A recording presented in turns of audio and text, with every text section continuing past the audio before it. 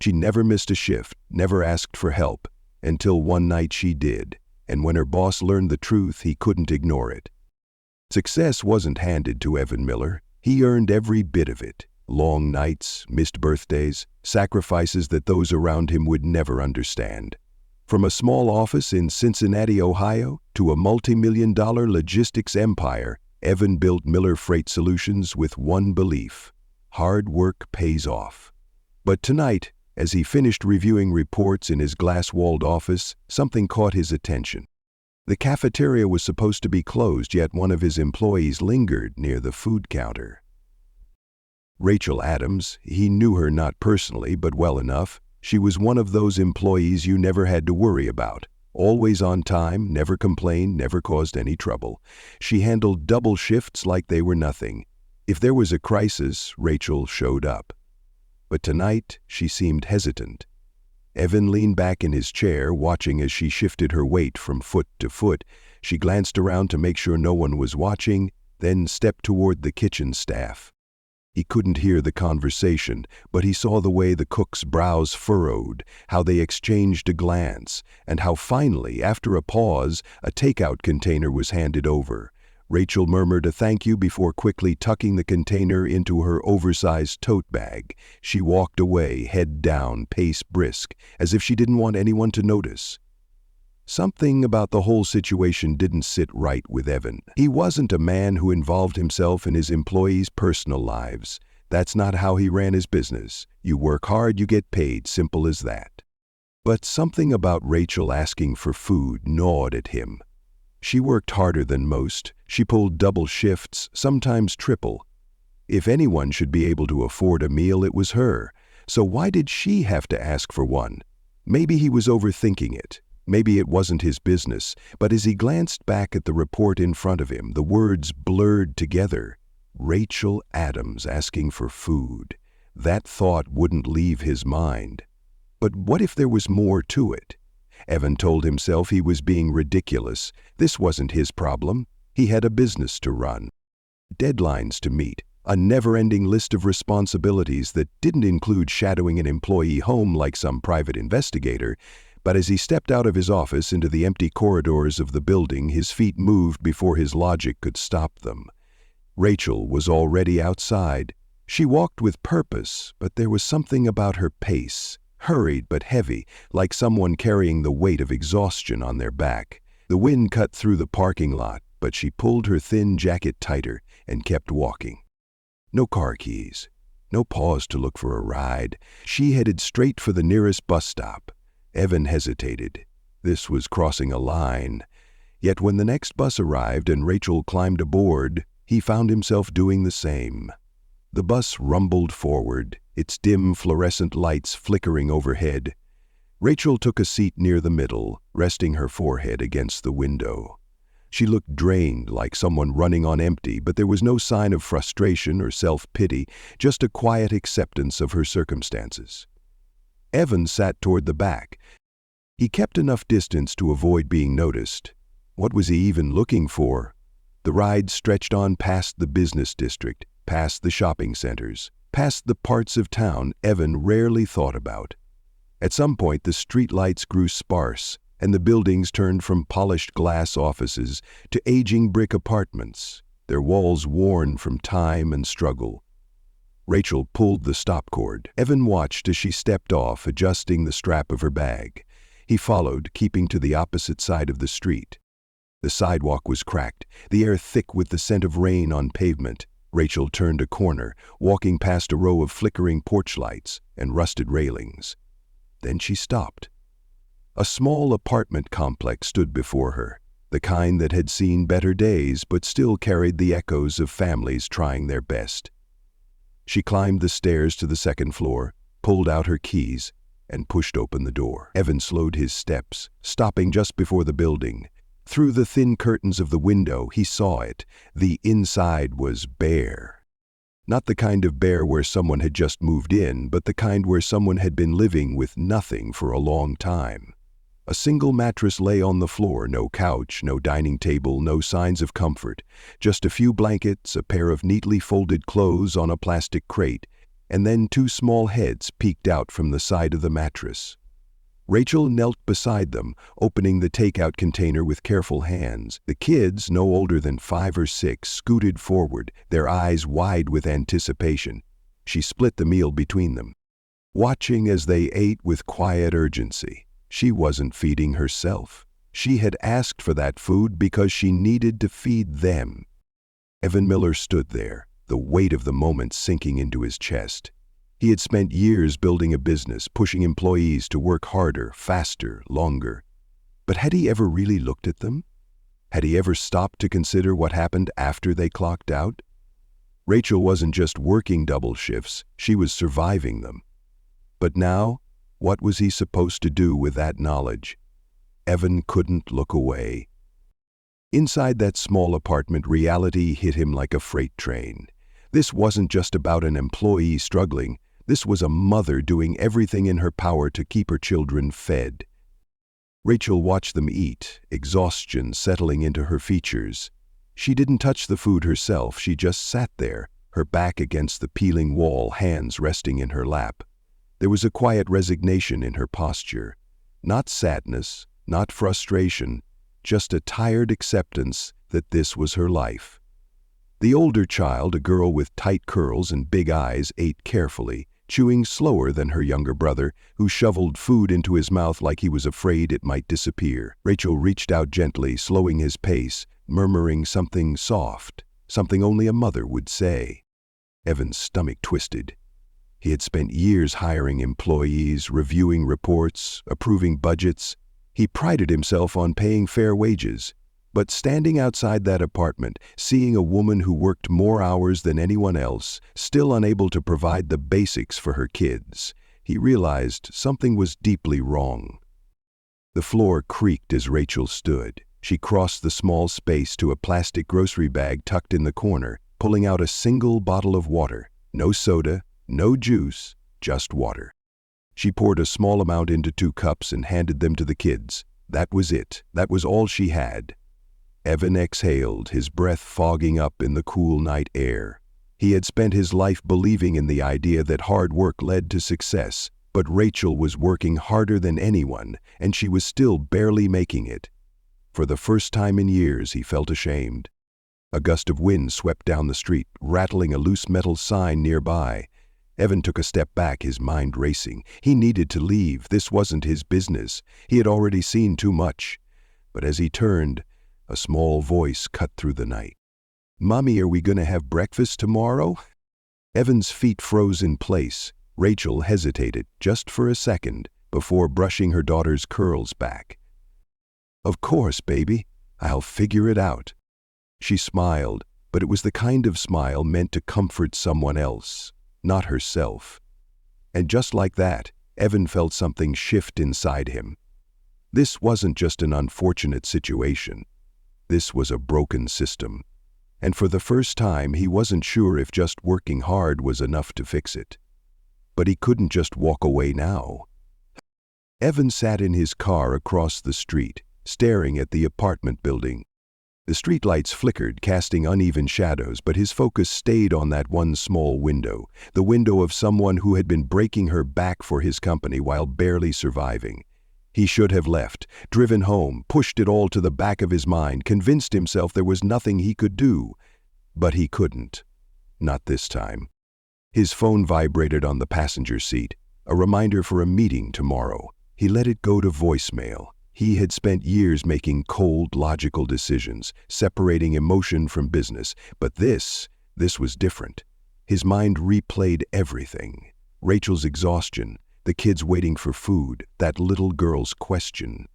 He had failed her, not as a boss, not as a CEO, but as a human being.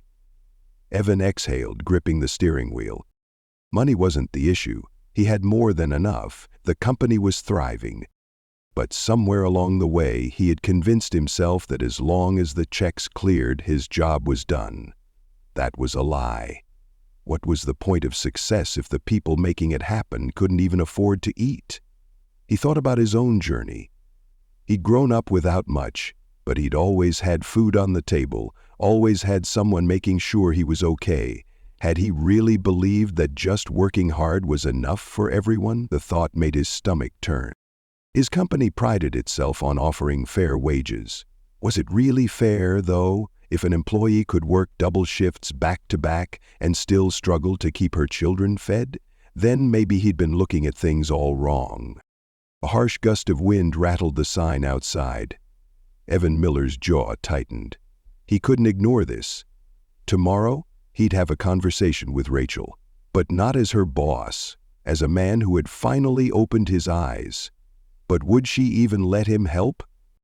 The next morning, Evan sat at his desk, staring at his laptop screen, but his mind was elsewhere. He had spent the night thinking, rethinking, overthinking. He had built his entire career on fixing problems, on finding solutions. But this wasn't just business, this was personal. A soft knock at his door pulled him back. "Rachel Adams is here to see you," his assistant said, peeking in. Right on time, Evan stood, inhaling sharply before motioning for her to come in. She looked just as exhausted as the night before, but there was something else in her eyes now. A quiet weariness, a hesitation that hadn't been there before. She took a seat across from him, hands folded neatly in her lap. "You wanted to see me, sir?" she asked, keeping her voice even. Evan wasn't sure how to start. He had rehearsed a dozen different ways to approach this, but now, sitting across from her, none of them felt right. Finally, he just said it. "I saw you last night." Rachel stiffened. "Excuse me?" "I followed you home." Her eyes snapped to his, confusion flashing across her face, then something else. Defensiveness.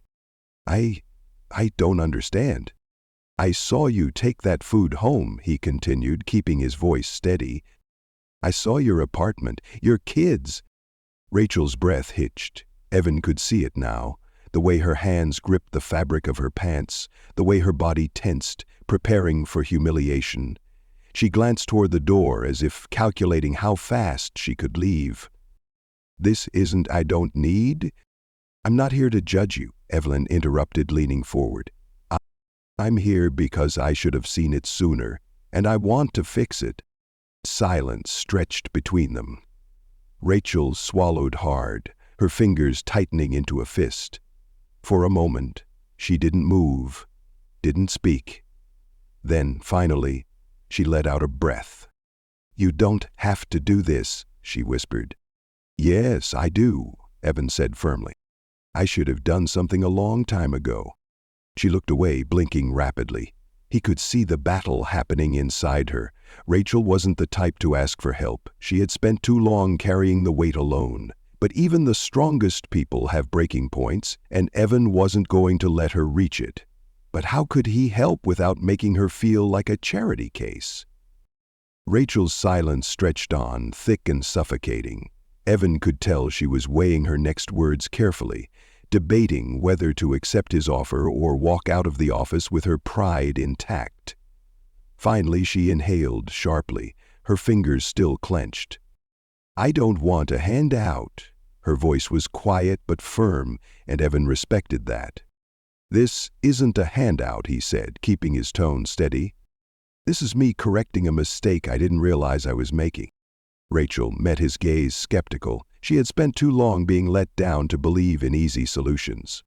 "I've worked here for 5 years," she said slowly. "I take every shift I can, I do everything right, and it's still not enough." Her voice cracked on the last word. Evan felt that. He exhaled, nodding. "I know, and that's the problem. The fact that someone as hard-working as you has to choose between rent and groceries. That's a failure. Not yours, mine." Rachel's brow furrowed, thrown off by his honesty. "You think raising my pay is going to change everything?" she asked, testing him. "No," Evan admitted. "But it's a start." He leaned back, hands folded. "I've been running this company with the belief that hard work always leads to success, and for me it did, but last night I realized it doesn't work that way for everyone." Rachel swallowed hard, but didn't say anything. "I don't want you to struggle just to survive," Evan continued. No one who works as hard as you should have to." He reached into his desk, sliding a folder across the table.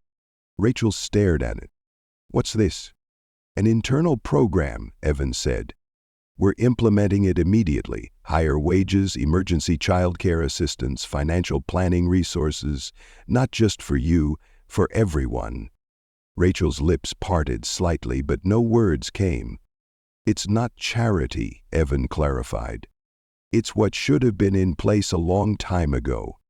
She hesitated. He could see the war still raging in her: pride, exhaustion, hope, doubt.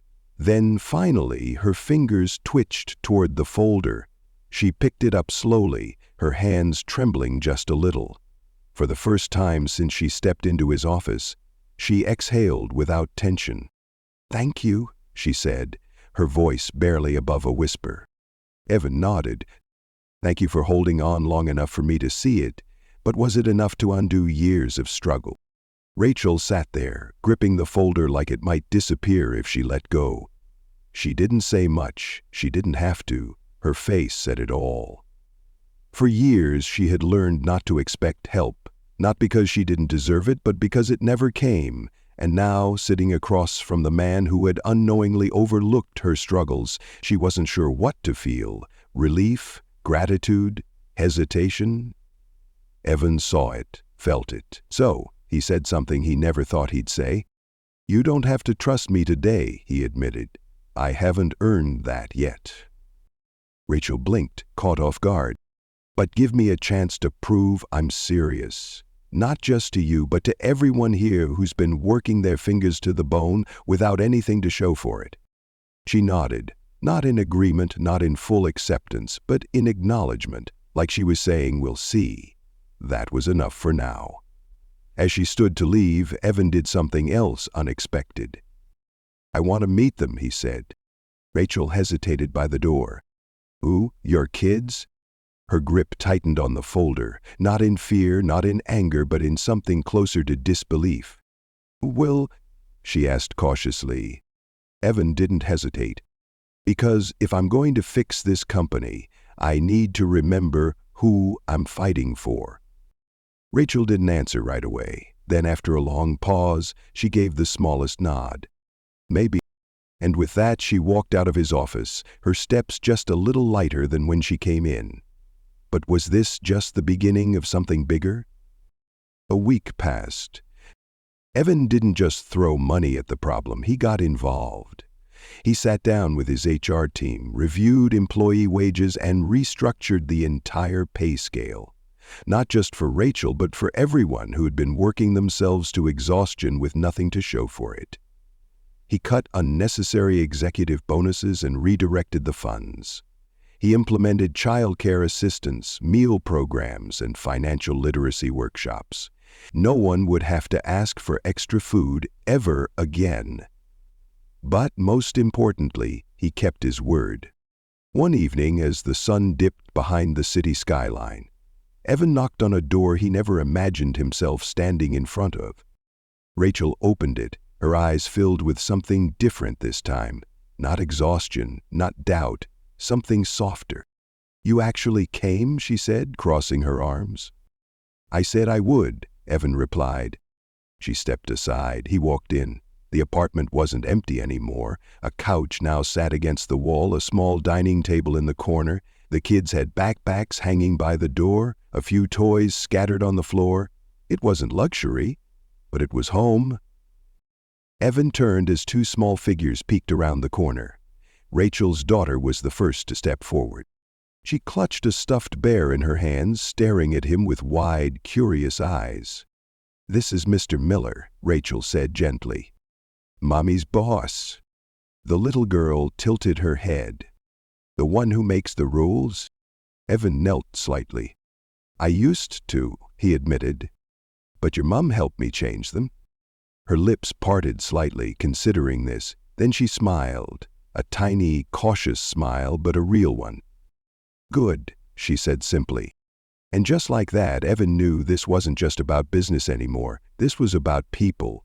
Hard work should lead to more than just survival. It should lead to a life worth living, and now he would make sure it did. If this story made you think, share it with someone who needs to hear it. Let's start seeing the people behind the work.